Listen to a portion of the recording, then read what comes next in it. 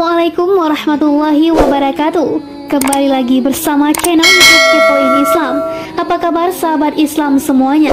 Semoga selalu dalam lindungan Allah Subhanahu wa Ta'ala. Ibrahim Al-Khalil memiliki beberapa anak seperti yang telah kami sebutkan sebelumnya. Hanya saja yang paling dikenal di antara mereka adalah dua nabi dan rasul besar bersaudara. Keduanya adalah yang paling tua dan paling mulia, Az-Zabih Ismail. Menurut pendapat yang sahih, anak sulung Ibrahim dari Ibu Hajar, seorang wanita Qibti Mesir. Bagi yang menyatakan bahwa Az-Zabih adalah Ishak, ini bersumber dari para penutur kisah Bani Israel yang mengganti, mengubah, dan menakwilkan kitab Taurat juga Injil, menyalahi wahyu yang diturunkan kepada mereka terkait hal ini. Yang diperintahkan untuk disembelih Ibrahim adalah anak sulungnya. Riwayat lain menyebut anak semata wayang.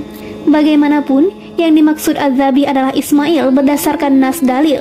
Teks dalam kitab ahli kitab menyebutkan, setelah Ibrahim Al-Khalil berusia 100 tahun, Ismail lah anak pertama.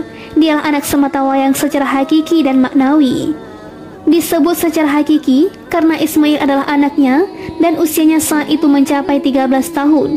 Disebut maknawi karena Ismail yang ditinggal bersama ibunya. Saat itu ia masih dalam usia menyusui. Menurut salah satu pendapat, lalu Ibrahim meninggalkan keduanya di Gunung Faran, gunung yang ada di sekitar Mekah, merupakan tempat terbaik.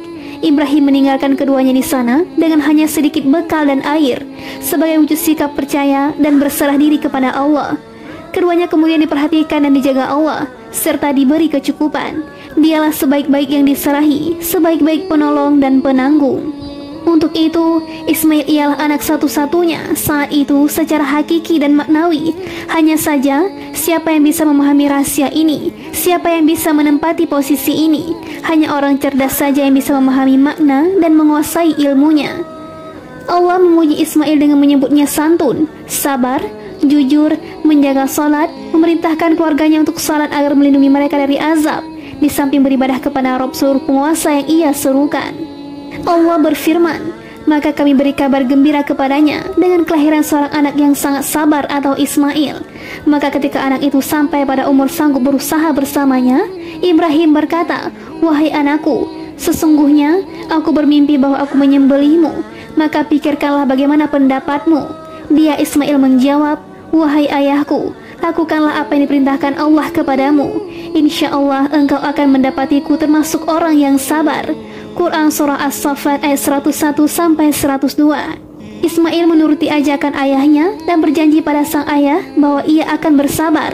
Ismail memenuhi janji itu dan bersabar menghadapinya.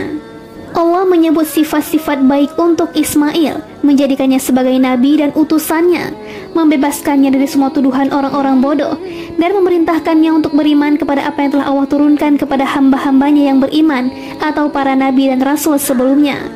Ulama nasab dan sejarah peperangan menyebutkan, Ismail adalah orang pertama yang naik kuda. Sebelumnya, kuda termasuk hewan liar, lalu dijinakan Ismail dan ia tunggangi. Sa'id bin Yahya Al-Umawi menuturkan dalam Al-Maghazi, seorang syekh Quraisy bercerita kepada kami, Abdul Malik bin Abdul Aziz bercerita kepada kami, dari Abdullah bin Umar, Rasulullah bersabda, "Pergunakan kuda sebagai tunggangan, naiklah secara bergantian, karena ia adalah warisan ayah kalian, Ismail." Hewan yang satu ini sebelumnya termasuk hewan liar. Lalu Ismail memanjatkan doa mustajab agar kuda bisa jinak. Doanya dikabulkan. Ismail adalah orang pertama yang berbicara menggunakan bahasa Arab yang fasih. Ismail mempelajari bahasa Arab dari bangsa Arab Aribah dari kabilah Jurhum, Amalik, dan Yaman yang singgah di dekat Ismail di Mekah. Mereka termasuk bangsa Arab terdahulu sebelum Ibrahim Al-Khalil. Al-Umawi meriwayatkan dari Ali bin Mughirah, dari Abu Ubaidah Masma' bin Malik, dari Muhammad bin Ali bin Husain, dari ayah-ayahnya, dari Rasulullah, beliau bersabda, orang pertama yang berbicara dengan bahasa Arab dengan fasih adalah Ismail saat ia berusia 14 tahun. Yunus kemudian berkata padanya, "Kau benar wahai Abu Sayyar, seperti itulah yang diceritakan Abu Jara padaku." Telah kami sampaikan sebelumnya bahwa ketika Ismail beranjak dewasa, ia menikah dengan seorang wanita dari Amalik. Lalu ayahnya Ibrahim memerintahkannya agar menceraikan istrinya. Lalu Ismail menceraikan istrinya. Al-Umawi menyatakan, wanita yang dimaksud adalah Umarah bin Sa'ad bin Usamah bin Akil al-Amaliki. Setelah itu, Ismail menikah dengan wanita lain. Lalu Ibrahim memerintahkan untuk meneruskan kehidupan rumah tangga bersamanya. Wanita yang ini adalah Sayyidah binti Magad bin Amr al-Jurhumi. Ada yang menyatakan Sayyidah ini adalah istri ketiga. Sayyidah kemudian melahirkan 12 anak lelaki untuk Ismail. Muhammad bin Ishaq menyebut nama-nama mereka: Nabit, Qaidar, Zabil, Maita, Masma, Masi, Dusha, Arar, Yatur, Nabasi, Taima, dan Qaidama. Seperti itulah yang disebutkan ahli kitab sesuai penjelasan yang ada dalam kitab mereka. Menurut kitab mereka, ke-12 anak ini diberitakan akan menjadi orang besar. Hanya saja mereka berdusta terkait penakwilan ini. Ismail adalah seorang rasul yang diutus untuk penduduk Makkah dan sekitarnya, seperti kabilah-kabilah Jurhum, Amalik, dan penduduk Yaman. Menjelang kematian, Ismail berwasiat kepada saudaranya Ishak untuk menikahkan putrinya Nasimah dengan keponakannya Ais bin Ishak. Kemudian Nasimah melahirkan calon keturunan Romawi. Konon mereka ini adalah Bani Asfar atau kuning karena kulit Ais yang berwarna kuning. Nasimah juga melahirkan calon keturunan Yunani, juga dari keturunan Ais. Menurut sumber lain dari keduanya, Ibnu Jarir tidak memberi komentar dalam hal ini. Nabi Ismail dimakamkan di Hijr bersama ibunya Hajar dalam usia 137 tahun. Diriwayatkan dari Umar bin Abdul Aziz, ia menuturkan, Ismail mengadukan udara panas Makkah kepada Robnya. Lalu Allah mewahyukan kepadanya, sungguh aku akan membukakan sebuah pintu surga ke tempat kau dimakamkan.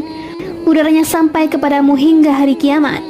Nasab Arab Hijaz secara keseluruhan merujuk pada kedua anak Ismail, Nabit dan Qaidar.